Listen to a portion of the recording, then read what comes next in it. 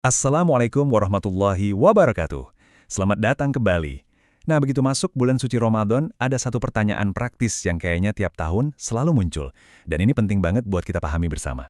Pertanyaannya kelihatannya simpel, tapi mendasar banget. Niat puasa Ramadan itu sebetulnya cukup sekali saja di awal bulan untuk sebulan penuh? Atau kita harus perbarui niatnya setiap malam? Ini kan masalah yang kita semua hadapi, ya kan? Dan ternyata, kalau kita lihat, para ulama kita punya dua pandangan utama soal ini. Keduanya sama-sama kuat argumennya. Yuk coba kita bedah bareng-bareng biar makin jelas. Oke, kita mulai dari pandangan yang pertama, yaitu pendapat yang dipegang oleh mayoritas ulama, atau yang sering kita dengar dengan istilah jumhur ulama.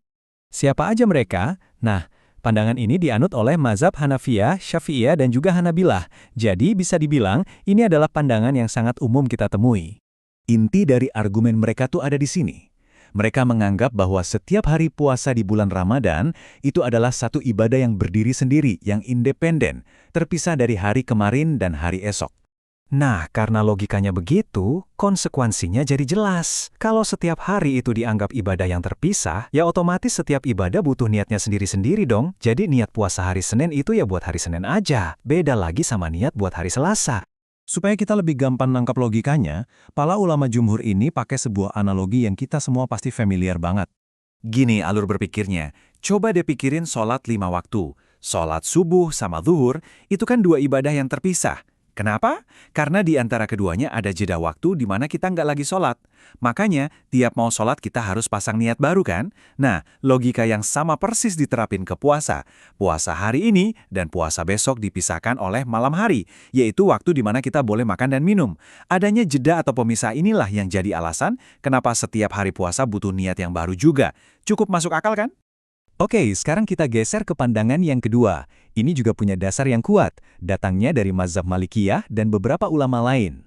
Jadi yang memegang pendapat ini utamanya adalah mazhab Malikiyah, tapi juga didukung oleh Imam Zufar dari kalangan Hanafiyah, dan juga dipilih oleh ulama besar zaman sekarang seperti Syekh Ibnu Utsaimin. Nah, ini dia yang bikin beda. Kalau tadi per hari, pandangan yang ini melihatnya secara keseluruhan. Mereka berpendapat bahwa puasa Ramadan sebulan penuh itu pada dasarnya adalah satu rangkaian ibadah yang utuh dan bersambung, bukan 30 ibadah yang terpisah-pisah.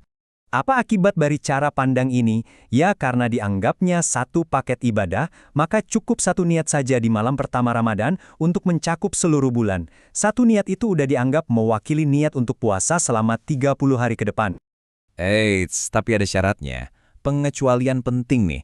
Kalau rangkaian puasa yang berurutan ini sempat terputus karena ada uzur syar'i, misalnya kita sakit atau lagi safar jauh, atau bagi perempuan sedang haid, maka ketika mau mulai puasa lagi, nah di saat itulah niatnya wajib diperbarui. Kenapa? Karena kesinambungannya udah putus. Oke, biar makin mantap pemahamannya, sekarang coba kita sandingkan kedua cara berpikir ini, kita lihat perbedaannya secara langsung. Jadi, di satu sisi, kita punya pendapat mayoritas ulama yang melihat puasa Ramadan itu sebagai kumpulan ibadah harian. Di sisi lain, ada mazhab Malikiyah yang melihatnya sebagai satu paket ibadah bulanan. Dua-duanya sama-sama punya logika yang kuat, cuma beda di sudut pandang dasarnya aja.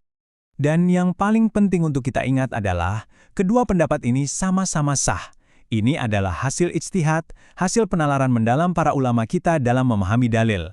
Jadi, keduanya adalah pandangan yang terhormat dalam dunia fikih Islam. Pada akhirnya, dengan mengetahui dua perspektif ini, tujuannya bukan untuk bikin kita jadi bingung, tapi justru sebaliknya, untuk memperkaya wawasan kita. Ini ngasih kita pemahaman bahwa dalam fikih itu ada kelapangan, ada keluasan, dan ada ruang untuk perbedaan pendapat yang sama-sama punya dasar. Seluruh pembahasan kita kali ini disarikan dari kitab Al-Mawsu'ah Al-Fiqhiyah. Semoga penjelasan ini bisa bermanfaat dan menambah kekhusyuan kita dalam menjalankan ibadah puasa Ramadan.